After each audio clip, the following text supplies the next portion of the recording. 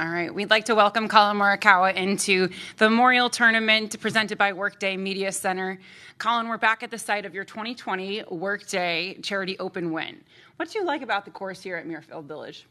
I love it. I mean, it's a golf course that tests everything. And I mean, you could say that about a lot of golf courses, but it truly does. I mean, the rough's thick, the greens can get pretty firm out here depending on weather, and there's not a lot to just kind of get away and get lazy with on any holes. I mean, the par fives still play tough. They're gettable, but they can still play tough, and that's what's great about this golf course is that, you know, from hole one, you're staying focused all the way through the 18th.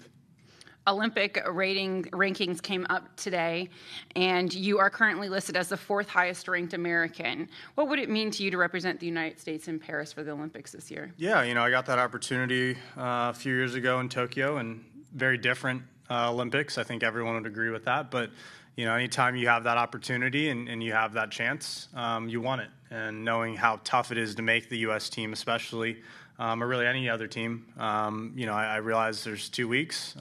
So, you know, it's part of my focus. But at the end of the day, you know, the goal this week is to win and come out on top on Sunday. So that's kind of what we're trying to do and prep for. Great, thanks so much. Open it up for questions. If you guys have a question, please raise your hand. We'll get you a microphone. Oh, dang. Did you think we're going to be done? Yeah. We'll right there. Perfect, Alex. Not that easy, Collin.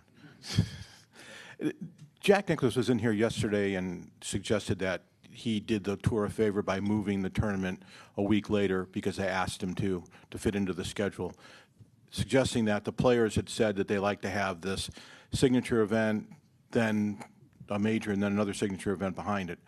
What's your thoughts on that, A? And B, if Jack had said, I'll do it for 1 year, but I'd like to move it back, would you be in support of that?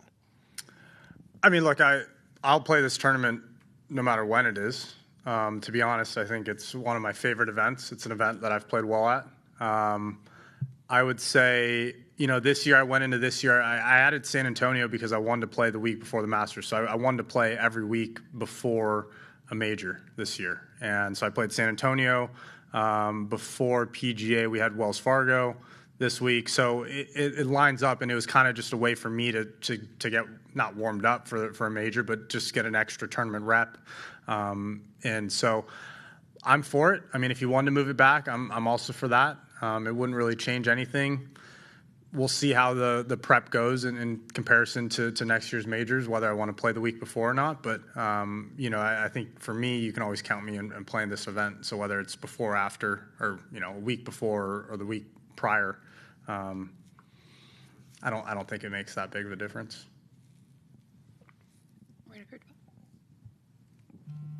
Just wanted to follow up on the Olympic question. Have you been following it? Like, do you even like look at the math at all to see? I guess it's you and Cantlay that are pretty close right now. I mean, yeah, Cantlay is right behind. I think there's still 6, 7, 8 guys right behind us as well. And with the way the points all work, and you have this week, which is a lot, next week's a major, I think a lot of movement can happen. So, look, I knew, you know, let's call it 2-3 months ago where I stood. And I knew I had to start playing some good golf, and we've played some good golf to put myself in contention. So at the end of the day, you know, these next 2 weeks are going to be big, and I know what's at stake. But like I said, like we've had other things that I've had to play for, you know, whether it's Ryder Cups or President's Cups. You know, you're on the inside of the 6, you're on the outside of the 6. It's all that, you know, it's all added things that you think about. But you got to be strong enough mentally to just not worry about that, you know, when you tee off. And I just wanted to ask you about last weekend, the clinic that you did with Tiger. I'm just wondering, sort of from your perspective, when you watch him hit shots, if you didn't know all the physical issues he was going through, would he look like he could be as competitive as ever out here? And do you think about like how you know how tough that must be? Yeah, I mean, he was making fun of me not being able to hit a draw, so I hit a draw. It was like a 5-yard draw. And then he hit a hook, and I swear he was aiming like 3 feet from the line of people that were on the right side. He's still, the skill and the feel is still all there, right? So you wouldn't know. But you add that over time, over 18 holes, over a course of 72 holes, the entire week of prep. Look, the guy's been through a lot, but it's obviously, I'm very lucky to have that opportunity to go and do something like that, to talk to him, to hang out, because, you go back and you look at, your 15-year-old self, your 10-year-old self, and say, yeah, you're going to go spend a few hours with Tiger, playing poker, hitting golf balls on the range, picking his brain, screwing around. Like, that's a dream, right? So that's pretty cool. Go back to MK. Hey, Collin, you've clearly won here in the past, but you didn't win Jack's event. And at Jack's event, every champion gets greeted at the 18th green with a handshake. I'm just curious what that moment, if you were to win on Sunday, how you would take that in with the handshake. It'd be so special. Look, what Jack has done for this game, what his voice does, what he represents, it's a lot, and you can't replace history. You can't replace someone like that. So to have that, chance, hopefully, come Sunday, it'd mean the world. And like I said, talking about Tiger, it's the same thing talking about Jack. Yes, he was a little bit before, I got into golf, but history is history. And when you have someone like that, one of the greats, if not the great, right, it's an absolute honor. So just to be able to see him, I felt gutted last year. I hurt myself on Sunday, and I felt like I had a chance, and I went in there and I was nearly sobbing because I had to go tell him that I had to withdraw, and it sucks because you show up to certain events and you have this thing about an event that you just love, and I love this golf course. Yes, there's been a couple of changes where you question what he's done, but look what he did with 16 this year. He moved the tee box a little bit. I think it's going to be amazing, and it's such a small, minute change that could mean a lot for a lot of guys coming down the stretch. So it would be an honor to have that handshake on Sunday. Go back to Dan. You've top 10'd in half of your major appearances in your career. Obviously, there's something to say about the setup of the golf course, but do you feel like you have a different mindset those weeks, or why do you think that it's been so successful so far? I enjoy tough golf courses. Majors usually play a little bit tougher, and I feel like my game, I want to say I focus, well every event, but, when you have very thick rough or you have narrow fairways out there in these majors, like your mind kind of switches a little switch, and it just focuses a little bit more. And it's hard to tell yourself I need to focus more, right? But it's just, I know what's at stake at majors, and obviously the best players are there in every single one of them, and they're big fields, and I don't know what it is, but I enjoy them, and obviously it's nice to play well in them. And then going back to Bob's question about Tiger, is there any part of you that when you see that and you see him shaping these shots and he still has the hands and he still has the feel, is there any part of you that almost as a fan that's like, just take a golf cart? Yeah, but his ego is pretty big, as is all of ours. And it's, I just think he wants to keep doing it until he can't. And maybe there's something about a golf cart that's just, ain't it. I'd be taking a golf cart if they allowed me. Yeah. I'd love to. Go back here.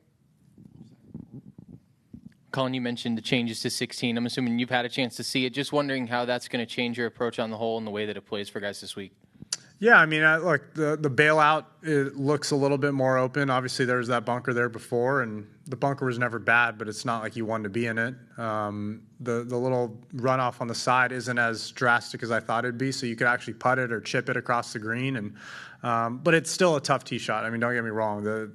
You're still hitting 7-iron, 6-iron, 5-iron, depending on the wind, to a small, narrow green that doesn't have a lot of depth. And even with the movement of the angle, it's still a tough tee shot. You're not going to get away with a bad shot out there. Any other questions? Oh, right.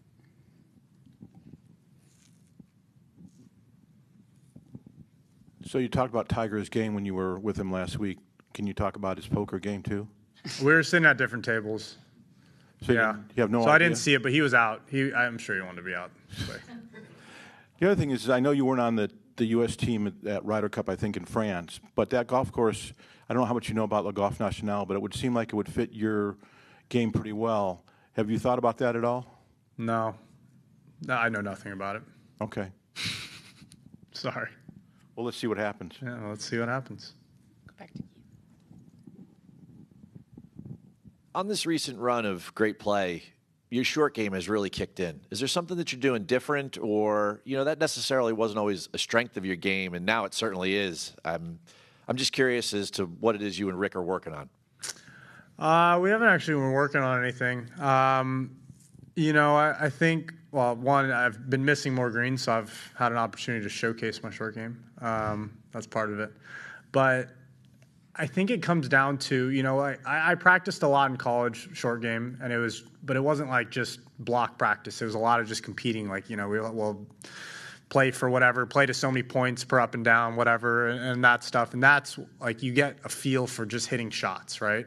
And not one shot's ever going to be the same. So I think for me, what I'm doing out there now is just, I'm kind of attacking every shot as if, it were a competition with my caddy or something like that. And just, you're trying to make up and down. You're not trying to perfect hitting it exactly here and trying to have it run out exactly 5 yards. You can do it many ways, and it's not always going to come out perfect.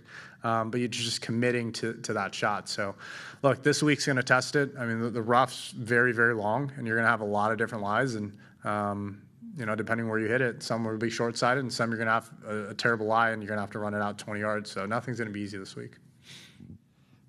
As a follow-up to that, is your short game prep any different for this week versus next week because of the different length of grass? Next week I'll worry about that on Monday. This week, a lot of chipping out of the rough. Anything else from the media? Anything from y'all, spectators? You guys are great. Thanks, everyone.